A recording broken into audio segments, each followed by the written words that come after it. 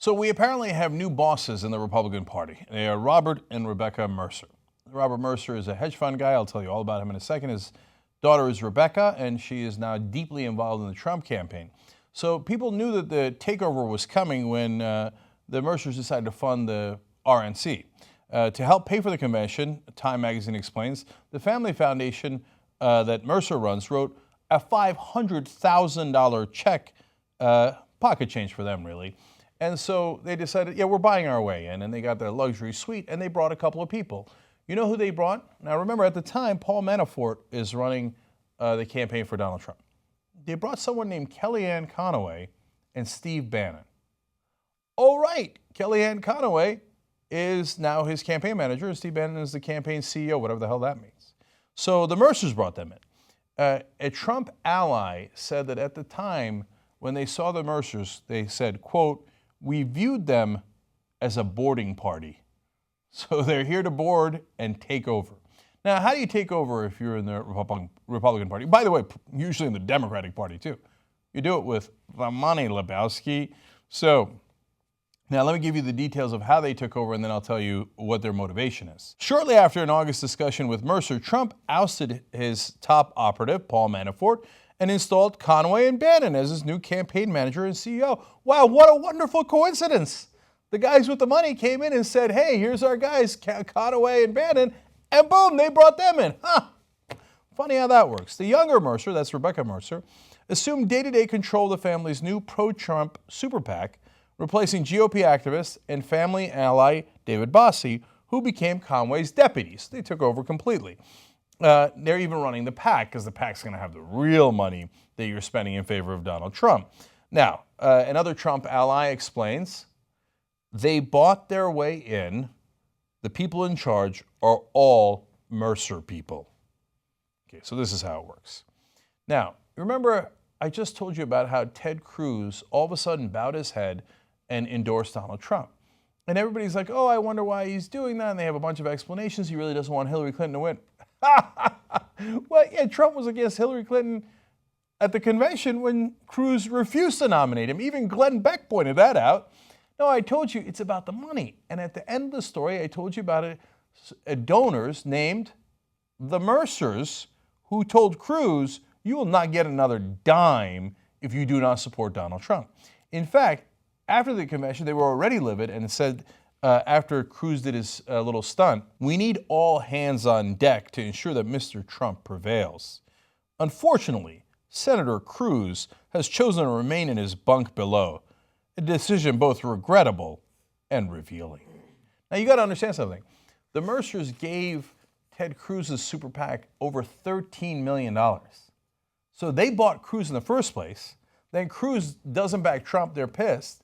And Cruz is still hanging on, going, oh, no, maybe I won't nominate him. And then the Mercers are like, look, I don't think you understood what we were saying. You're done here. You won't get the $13 million next time. You won't get anything the next time.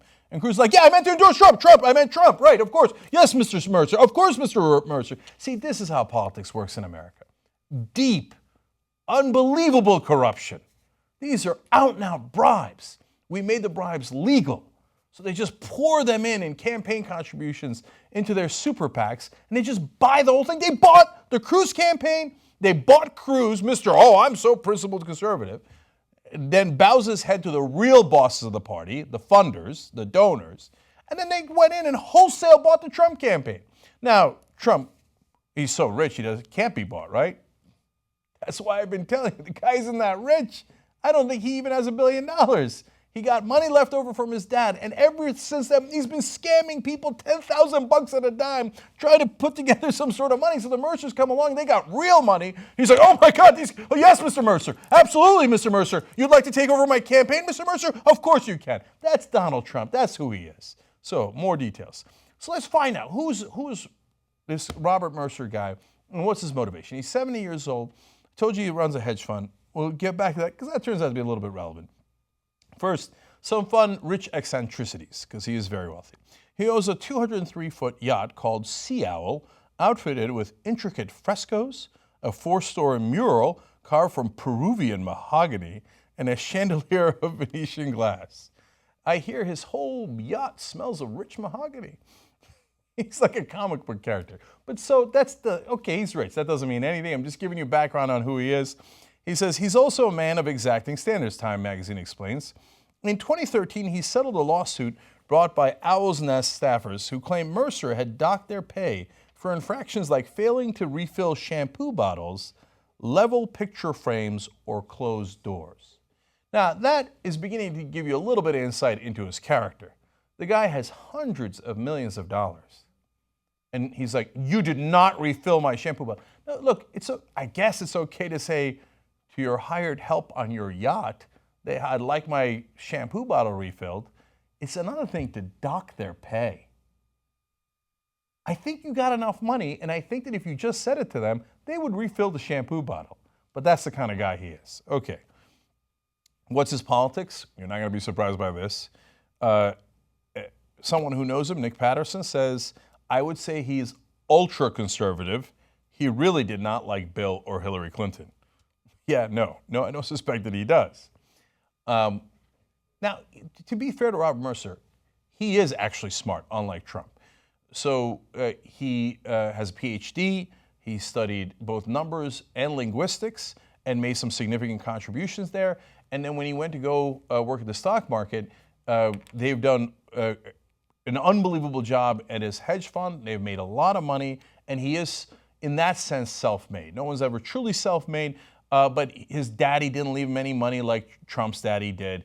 He actually earned this money. So I'm giving him credit where credit is due.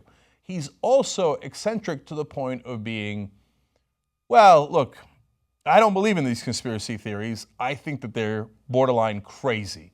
Okay, but you make up your mind on what you think about it, so let me tell you what he believes. He has bankrolled a conservative activist who crusades against Agenda 21, a UN plan to encourage sustainable development that conspiracy theorists call a secret plot to abridge private property rights. Agenda 21 has been around for a long time. Ted Cruz also had this on his website. And they talk about how the United Nations is going to get together and they're going to take our private property and our homes in the suburbs where it's nice and white and safe. And they're going to force us into the urban cities and into some hobbit homes. Cuckoo for Cocoa Puffs. Well, first of all, why haven't they done it? This has been around for a long, long time. And I was told that Obama was going to put us in FEMA camps and UN was going to do Agenda 21. Obama's been in office for over 7 years. What's he waiting for? When do we get into the hobbit homes? But they are not moved by facts or reason. It's amazing how smart people can believe insane stuff.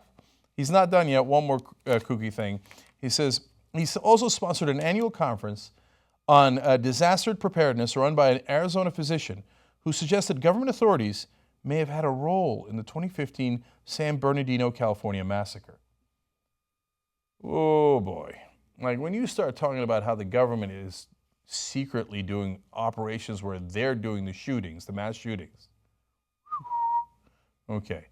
Now, that's the guy who spoke there. He financed it. Maybe he didn't know. I don't know why I'm being overly generous with the guy, but I'm trying to tell you the full context. Okay, now, why is he doing this? Now, Time's article on this is fantastic. We'll have the link below. You should read it all for yourselves, get to all the facts, okay? But they do ask throughout the article, like, there are people with a lot of different theories. No, there's not a lot of theories. There's one theory. It's the money, Lebowski! So it is crystal clear in the evidence. First of all, the first guy he ever ran any campaigns against is Pete DeFazio. Now that's weird. Why does he care? He's sitting, running this hedge fund in New York. Why does he care about a congressman in Oregon? Yes, DeFazio is really liberal, but there's a lot of really liberal congressmen. Well, let's find out. DeFazio had just proposed a transaction tax that would impact the bottom line of Mercer's hedge fund, Renaissance Technologies. Perhaps we have our answer. You know that Mercer was one of the first to ever do a PAC, because that was 2010. It was right after Citizens United. And it was a PAC called something like Concerned Americans, Concerned Taxpayers.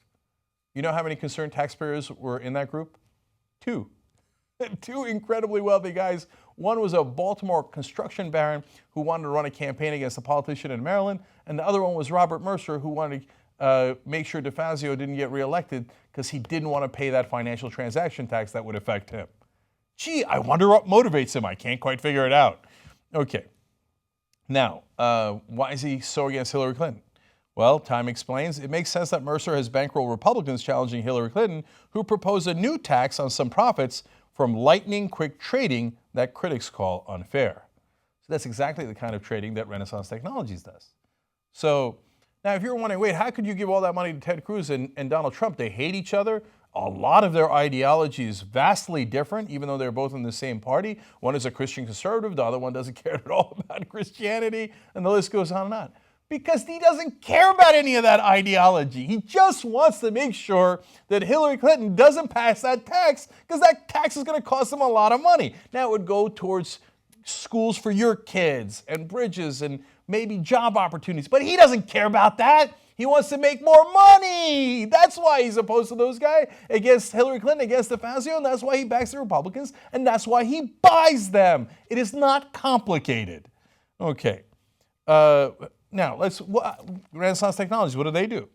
Guided by its models, Renaissance executes entirely computerized trades, often holding positions for mere seconds. That's exactly the kind of high-frequency trading that Hillary Clinton would put a tax on. He's like, oh no, that's how I make my money. Colleagues from both parties know the danger of, this is great context. Before I read you this, I should tell you. He cares so little about anything else. He ran an unbelievable campaign against John McCain. Why? John McCain also had proposed one tax. One time he went outside of Republican ideology, but it was actually to help you guys, to raise more money. That's why sometimes John McCain actually does do the right thing. Well, Robert Mercer wanted to make sure that he was punished. But doesn't John McCain agree with all of your other positions? What other positions? There isn't any other positions. It's all about, hey, I bribe you and you make sure there are no taxes. Or if you don't listen to me, then I bribe the guy running against you. So let's go to the McCain example. Colleagues from both parties know the danger of wandering into Mercer's crosshairs, Time explains. In 2014, Arizona Senator John McCain was the ranking Republican on a Senate panel that investigated Renaissance for its use of so-called basket options. The accounting maneuver converts short-term capital gains into long-term profits. So this is a different issue. This is a tax loophole that they had set up. McCain wants to get rid of it, and of course Mercer wants to keep it. And they explain, which are subject to lower tax rates, and the senators alleged Renaissance had used the gambit to skirt nearly $7 billion in taxes. Now do you understand? So you're going to give the guy running against John McCain a couple $100,000. So what?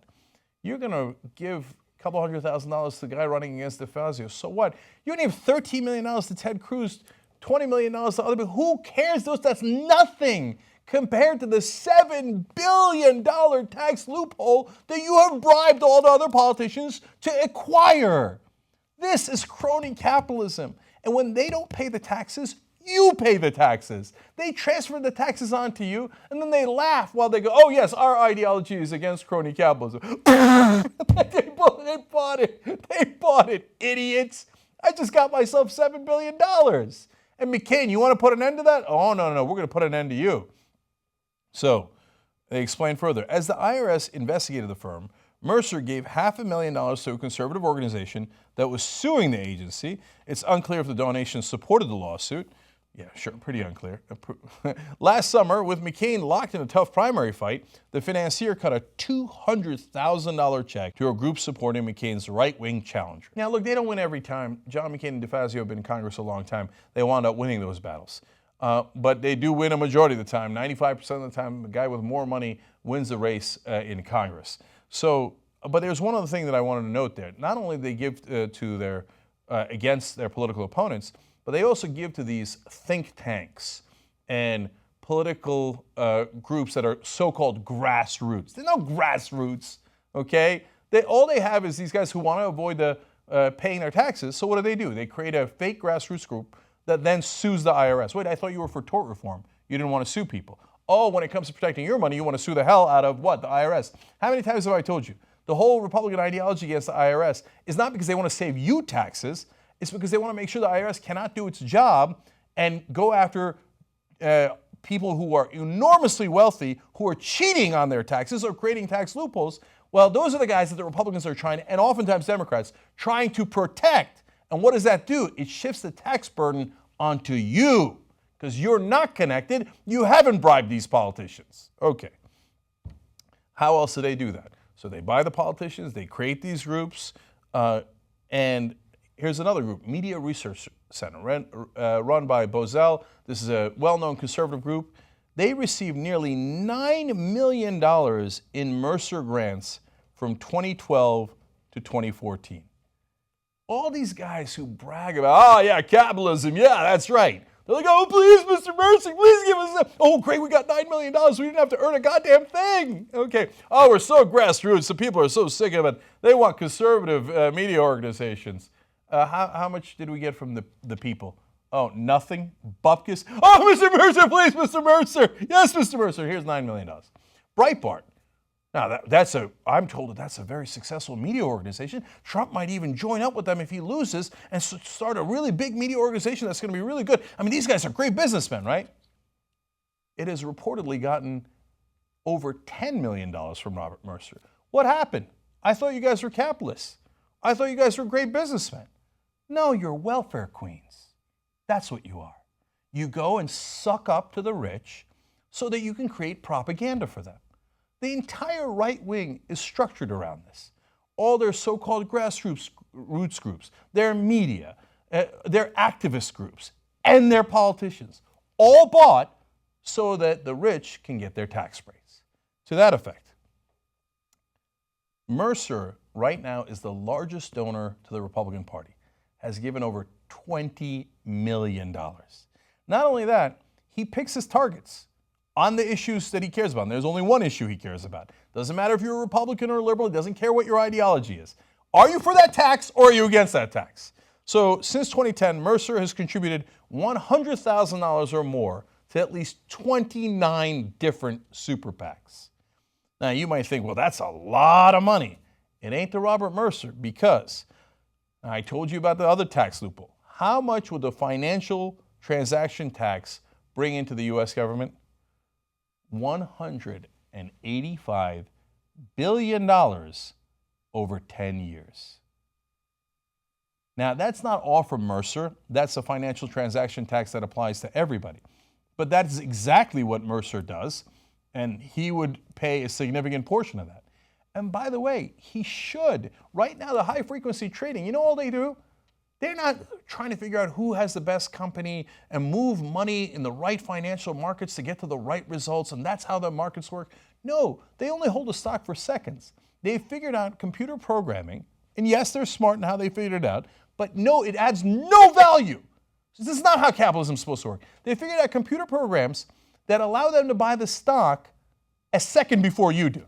And then you go, ha ha, I made a little profit here and a little profit there, but I do that millions of times. And at the end of the day, I have all this money. Now, the financial transaction tax would tax that a little bit, thereby making that more costly. All that is a trick.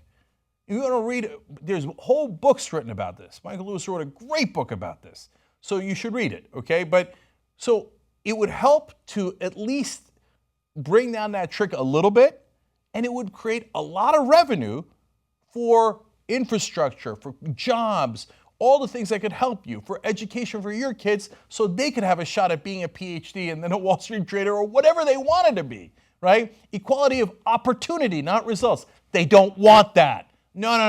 I do a cutesy little trick. I do the trade before you do. I steal a little bit from you each time, and then I have billions of dollars, and then I buy all the politicians, and you get screwed.